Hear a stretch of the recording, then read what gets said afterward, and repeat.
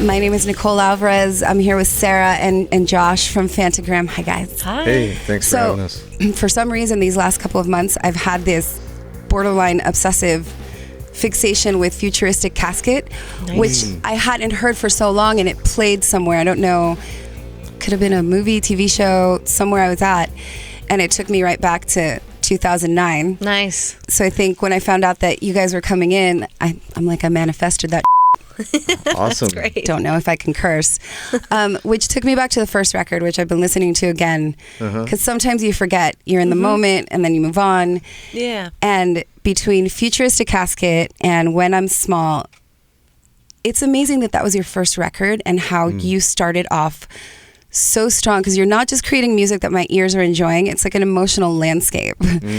I do stupid things when I'm listening to Futuristic Casket. Like, I text people love letters, people that I don't even like, that I haven't talked to in years, like, hey man, there's a better way, I miss you, because it makes me feel all of the things. Oh, that's great. That's really nice to hear. So I guess my question, I know what it's like on the receiving end of your music, specifically songs like that have just an extra special thing, but as the creators and the performers, do you have the space to feel it on the level that we do? Yeah, I mean, I think a lot of the music, our process in making music and writing lyrics and writing our songs, it's a very cathartic experience for us, and we put a lot of emotion into what we do. And also, we just try to paint a kind of landscape for our listeners in hopes that it does have that effect, any kind of effect on the listener. Oh, it has such a powerful effect, and it's almost very visual too. And I know that you studied visual arts, so this might sound like a silly question. When you are coming up with a song, do you see it first? Does that make sense? That's our first album is named Eyelid Movies for that specific reason. One of my favorite titles, because I get it. I know exactly what you're talking about. Yeah, Josh and I kind of come up with these scenarios, or like daydreams or night dream kind of videos or films or something happening in our heads while we're working on a song, like a specific type of synth or maybe a rhythm or a vocal melody or lyric will bring us to that place, and then we write around that feeling. And kind of paint that picture in our or that scene in our head, and that's how the song kind of evolves and starts to finish. I always thought that you two, your imaginations were tied at the umbilical cord, because it feels so fluid and almost like you can see into each other's thoughts. Yeah, we've called each other like psychic twins before, I believe it. And we've known each other since we were little kids, and we have a very special friendship. So I think we're very tied in this kind of psychic way. And I'm like Elliot and she's like E.T. Oh, that's amazing. I mean, I don't know. You can hear it. I want to revisit 2014 really quick, and Voices. When you look back on that, what do you see? Like, as soon as you hear the name of that album, what do you see?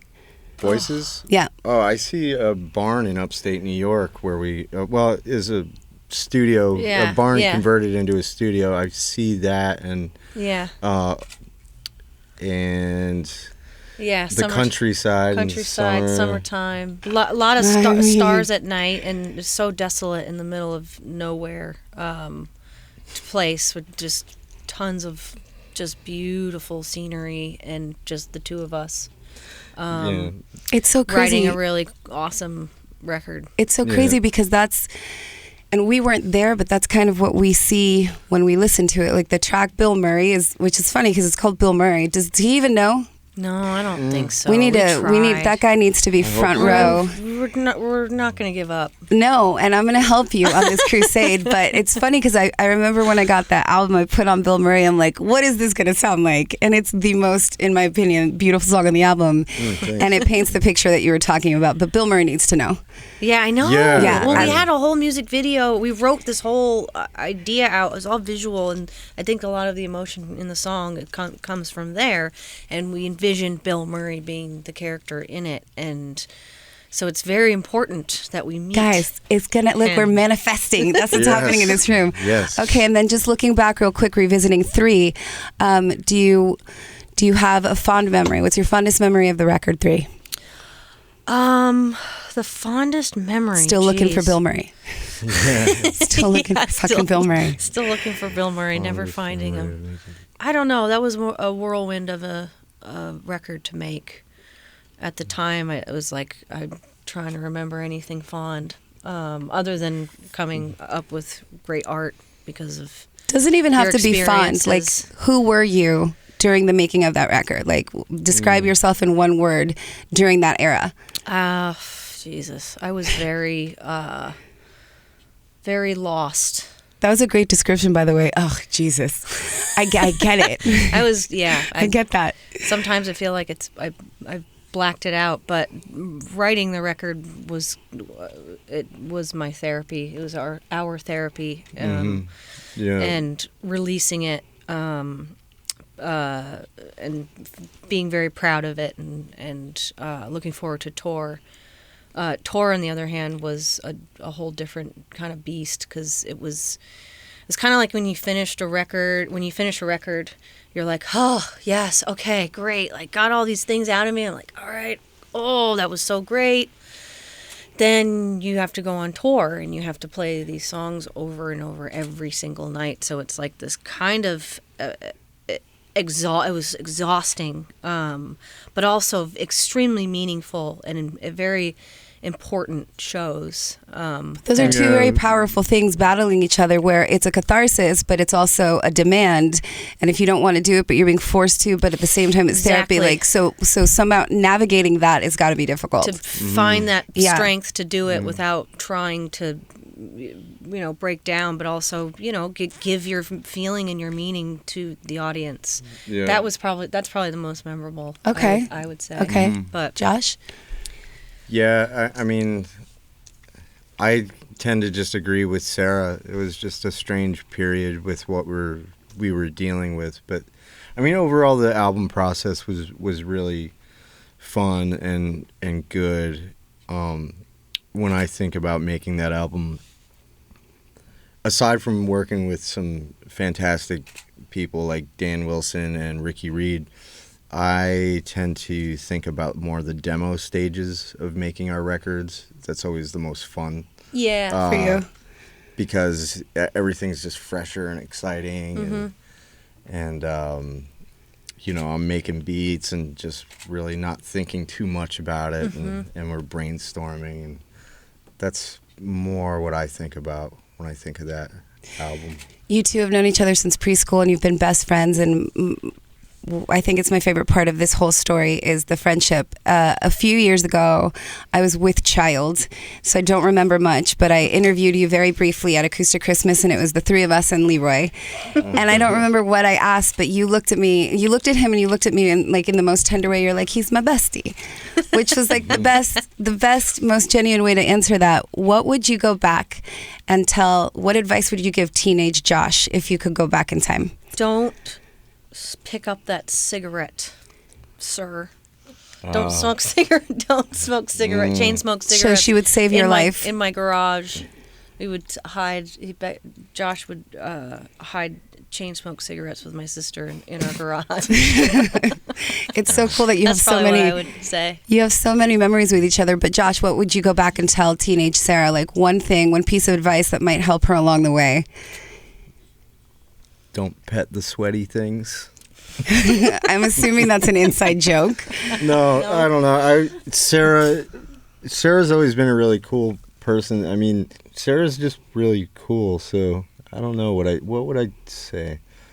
You probably tell me to start smoking. I say just keep rocking. Like, here, take one, man. Everyone's doing it. Yeah. No. Wait, who's the bad influence? Just that just popped in, like out of me. I'm surprise. Yes, Josh. Yeah. Carter. Surprise. Well, let's get into Happiness really quickly, because you're starting a new chapter where I don't know too much about it on purpose. So talk to me about Into Happiness. Into Happiness is it's more of a bittersweet kind of song, but it's up to the listener to interpret it how they want.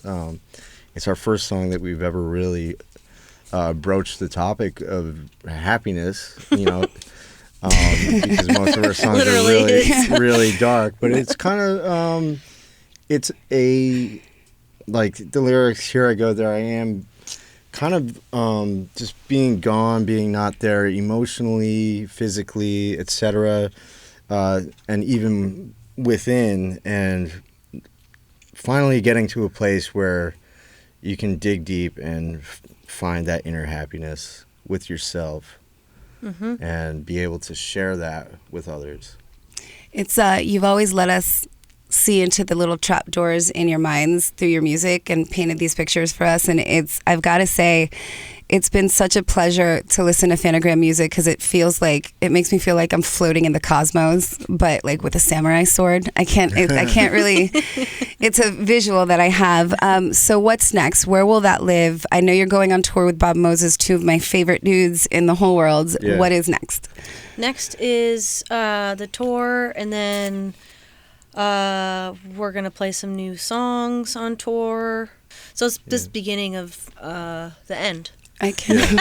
And we're gonna put out a new album. And yes, that's what I was getting at. Yeah. This is where this was leading. Yeah. Yes. We can't tell you when exactly, but that's enough. Listen, enough. I'm cool. I think that's what I was required to like dig out or fish for. Well, we're really excited about our new material, and we think our fans are gonna love it. We think new listeners are gonna love it. It's we took a very kind of raw approach, at least mentally. Well, let's see here.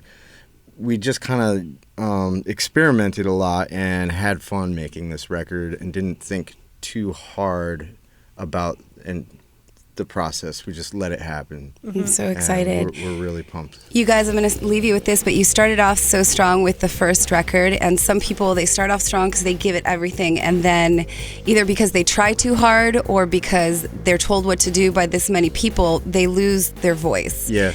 And the both of you keep ascending, and I think the foundation of your friendship is one thing, but the artistry is ridiculous. You're magical in every sense of that word. So thank you very much. Thank you. Josh, Sarah, Phantogram. Thank you. That's a wrap. Thank you. All right.